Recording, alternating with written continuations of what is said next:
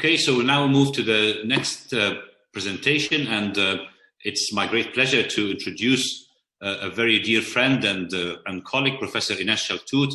I don't think anyone in Egypt who is interested in the field of diabetes doesn't know Professor Inass, a professor in Cairo University and the president of the Arab Association for the Study of Diabetes and Metabolism. And today, Professor Inass will cover the very important discussion about the intensification of treatment, whether we start with monotherapy or dual therapy as the verified trial. Professor Inass, the floor is yours. Thank you very much, Professor Muhammad, a dear friend and colleague also. I'm going to talk about the reimagining diabetes standard of care, the Verify trial. Trial published recently in September 2019, an important trial حقيقة بتطرح مفهوم جديد about reimagining diabetes standard of care. This is the rationale behind reimagining diabetes هنتكلم عليه في الأجندة, and what is the new evidence of early treatment intensification, the Verify trial, and newly published AASD updated consensus report mentioning Verify trial by name. We have either two stepwise approach in diabetes management. To start with a single oral medication, and the patient will disappear for some time and come again uncontrolled, to increase the dose of this oral medication, then to add another oral medication, then to start to add insulin.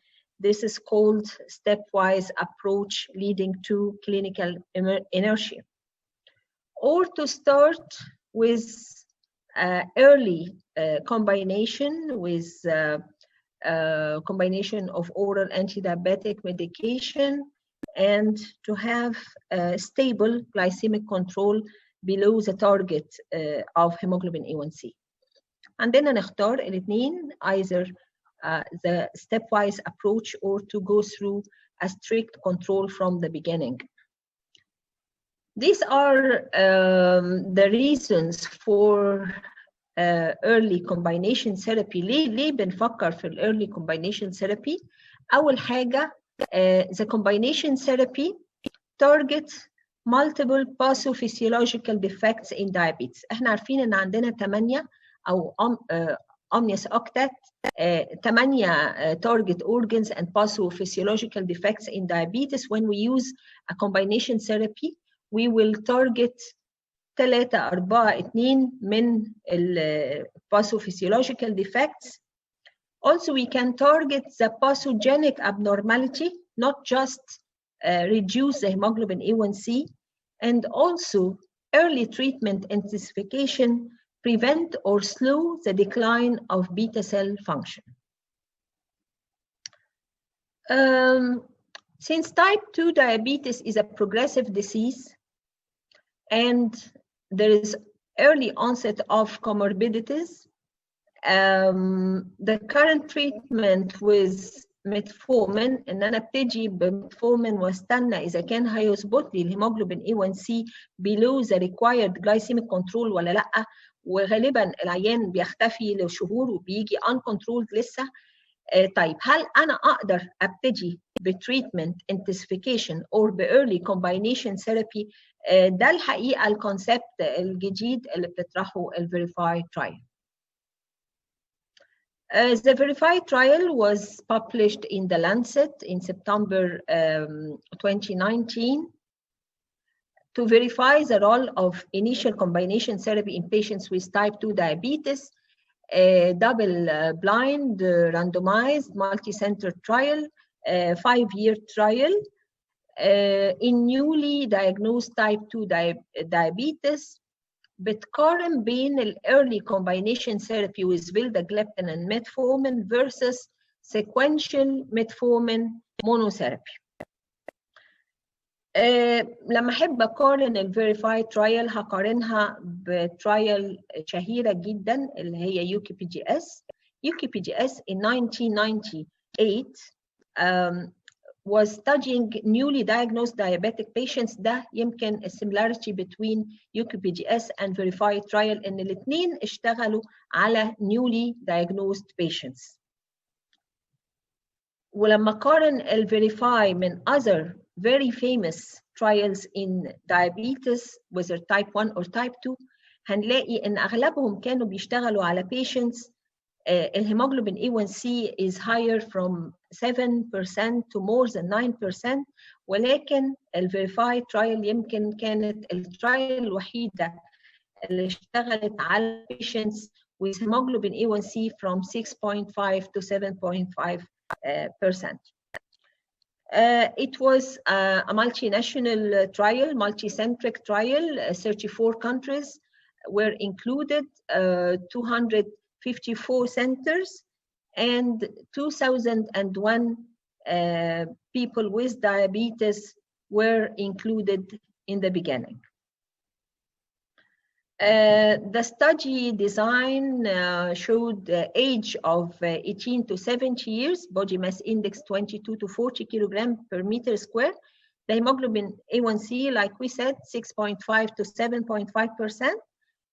50% of the patients were having normal GFR and 50% were having mild impairment of the renal function. The type 2 diabetes was diagnosed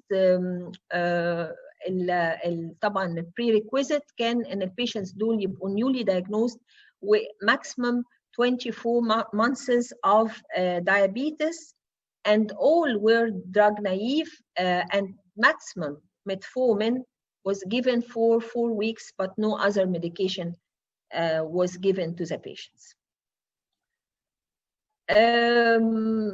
This is race. Caucasian patients were around 600 in both groups. Other races also were included. And these are the patients' characteristics: females, age, type 2 duration in months, median of around 3 months, and hemoglobin A1C 6.7 in both groups. Body mass index 31 in both groups. The weight also is 85 and 84 kilograms. The GFR were, like we said, 50% had normal kidney and 50% had mild impairment of renal function, and the smoking status were also screened. This is the study design. There was a run-in period, 3 weeks run-in period. أول week كان في metformin was given 500 milligram once per day. The second week 500 milligram twice per day. The third week 1,500 milligram were given per day. And those who could tolerate this dose of metformin were included in the study.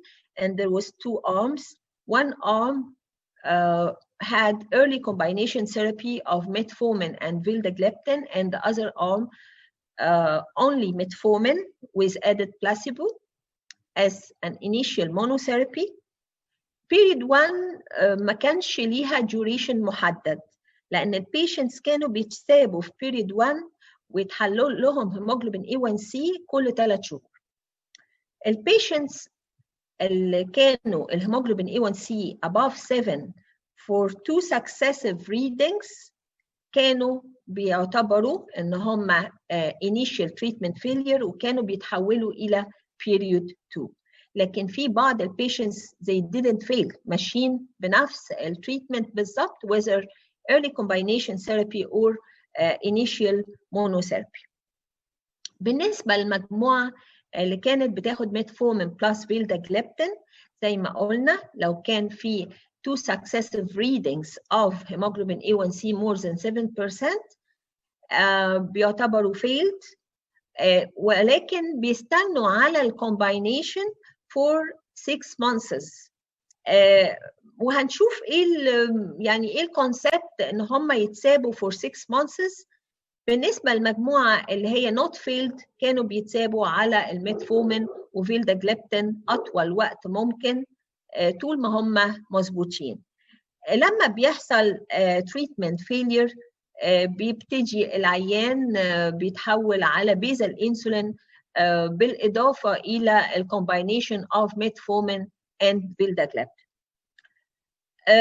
بالنسبه للمجموعه الثانيه اللي كانت بتاخد ميتفورمين initial monotherapy لما يكون في 2 successive readings of hemoglobin A1C more than 7%, they move to combination therapy اللي هي metformin and vildagliptin.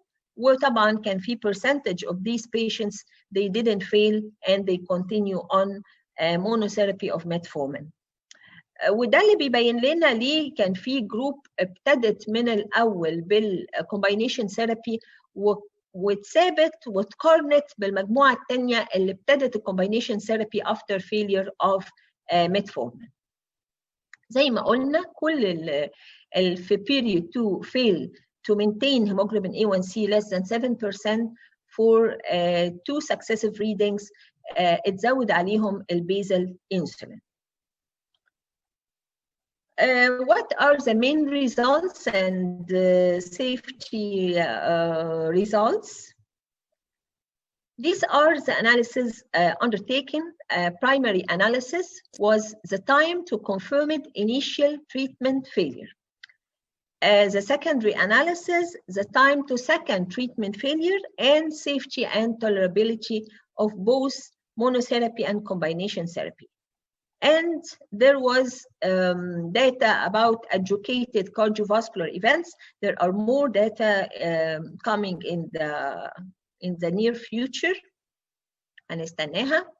ولما نتكلم على time to confirmed initial treatment failure هنلاقي السؤال: Do those with type 2 diabetes benefit from having combined therapy at the beginning of their pharmacological treatment or not؟ يعني هل البيشنتس اللي انا ببتدي لهم بcombined therapy فيلداجليبتين ميتفورمين من بدايه العلاج زي benefit or not؟ وده اللي بان في الريزلتس. early treatment combination strategy significantly reduce the relative risk to time to initial treatment failure by 49% أو 50% versus the initial monotherapy. يعني العيانين اللي كانوا أخدوا early combination treatment كانوا أقل في initial treatment failure 50% من البيشنتس اللي ابتدوا initial monotherapy بالميتفورمين بس. وده المين duration of glycemic control في المجموعة اللي أخدت ميتفورمين كان about 3 years، والمجموعة اللي أخدت ميتفورمين فيلداجليبتين combination from the beginning كانت 5 years، وبعضهم كمان كمل بعد 5 years، وبالتالي your patients have 2 extra years of glycemic control with early combination therapy. ويمكن ده كان main stay of verified trial and the main conclusion of verified trial. لما نيجي نتكلم على second treatment failure نسأل السؤال: Do those with type 2 diabetes benefit more from having combined therapy at the beginning of their pharmacological treatment compared to sequential additive strategy؟ يعني هنقارن المجموعة اللي أخذت combination therapy from day 1 بالمجموعة اللي أخذت combination therapy after failure of metformin monotherapy. ودي كانت results بتقول إن the relative risk for time to second treatment failure during period 2 was significantly reduced by the early treatment combination therapy 26% عن المونوثيرابي. يعني كانوا أقل failure of treatment في second treatment failure بتقريبا 26% في المجموعة اللي أخذت early combination therapy عن المجموعة اللي أخذت early monotherapy of metformin alone. الحقيقه ان كل الريزلتس دي كانت in favor of early combination therapy في كل السب جروبس، سواء كان المجموعه اللي كانت الهيموجلوبين A1C بتاعها اكتر من 7% او اقل من 7%، المجموعه اللي كانت البي ام اي اكتر من 30 او اقل من 30، الديفرنت ايج جروبس، الجندر، السموكينج ستاتس، كل السب جروب اناليسيس كان in favor with early combination therapy. طب لما نيجي نتكلم على الويت، واحنا عارفين ان الميتفورمين is a weight reducing, there was no significant difference in weight between the two groups، المجموعة اللي أخذت initial combination therapy والمجموعة اللي أخذت initial monotherapy. الكلام ده بعد 5 سنين. What about the safety events؟ طبعا أهم حاجة بتهمنا لما أعمل strict blood glucose control هي الهايبوغلايسيميك events، والهايبوغلايسيميك events في early combination therapy كانت 13 event، وفي الانيشال monotherapy كانت 9 event. other side effects زي ما احنا شايفينها serious adverse events and other adverse events all were comparable between the two groups early combination therapy أو initial monotherapy. بالنسبة لل 9 cases أو 9 events of hypoglycemia and the 13 event of hypoglycemia في المجموعتين they were grade 1 event، يعني no severe hypoglycemia حصلت and mostly were mild events of hypoglycemia. Those who discontinued the medication were low in both groups and comparable، يعني الناس اللي وقفت الدواء سواء كانت وقفت لوحدها أو وقفت due to adverse events كانت قليلة في المجموعتين المونوثيرابي والinitial combination therapy. برضو الادفيرس ايفنتس زي ما احنا شايفين في المجموعتين كانوا تقريبا سيميلر في المجموعه اللي اخذت ميتفورمين مونوثيرابي او فيلدا ميتفورمين. لما نيجي لثالث حاجه تعمل لها اناليسيس اللي هي الادجوكيتد كارديوفاسكولار ايفنت، هنلاقي ان كان في adjudicated cardiovascular events numerically كانوا 30 event in case of early combination therapy compared to 44 event in initial monotherapy with metformin، وبالتالي كانت أقل في المجموعة اللي أخذت early combination therapy، ولكن these results were non-significant. زي ما احنا شايفين الأرقام كانت أقل ولكن كانت non-significant. لما نتكلم على السمري and clinical implications هنقول ان ال early combination treatment halved the risk of time to initial treatment failure versus monotherapy, and the median time to failure was 3 years في ال initial monotherapy with metformin compared to 5 years في ال early combination therapy with velda metformin. كمان الفرق بين المجموعة اللي أخذت early combination therapy مع المجموعة اللي أخذت combination therapy after failure of metformin كانوا أفضل 26% في المجموعة اللي أخذت early combination therapy, and both approaches were safe and well tolerated. سواء كان mono therapy أو early combination therapy الاثنين كانوا safe and well tolerated. And the conclusion of Verify, the strategy of an early combination treatment approach with vildagliptin plus metformin in patients with newly diagnosed type 2 diabetes significantly and consistently improves long-term glycemic durability compared with metformin monotherapy. طيب هل الكلام ده اتقال في الجايد لاينز؟ بالفعل اتقال في الجايد لاينز او الكونسنسس الاي جي اي والاي اس دي 2019 قالت ان في little evidence about the approach of early combination therapy، ويمكن دي كانت هنت بس على الفيريفاي ترايل، ولكن بعد كده في الدايابيتس كير اتنشرت 2019 update طبعا الكونسنسس اللي كلنا عارفينها. قالت ايه؟ قالت ان في there is limited evidence for initial combination therapy وقالت ان الفيلداجليبتين efficacy in combination with metformin for early treatment of type 2 diabetes اللي هي الفيريفايد ترايل proved additional information، طلعت نتائج اكتر من اللي كان بيتقال عليها little evidence في الكونسنسس اللي قبلها.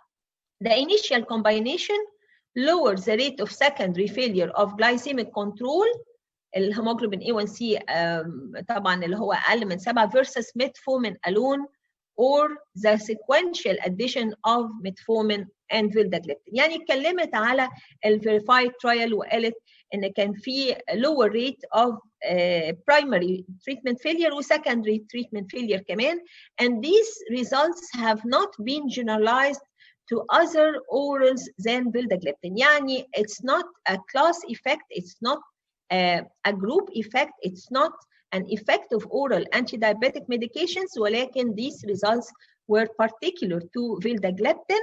واتقال ان احنا initial combination therapy is a new concept in cases of type 2 diabetes, ولكن you have to consult your patient وتفهمه انا ليه بدي combination therapy from the beginning.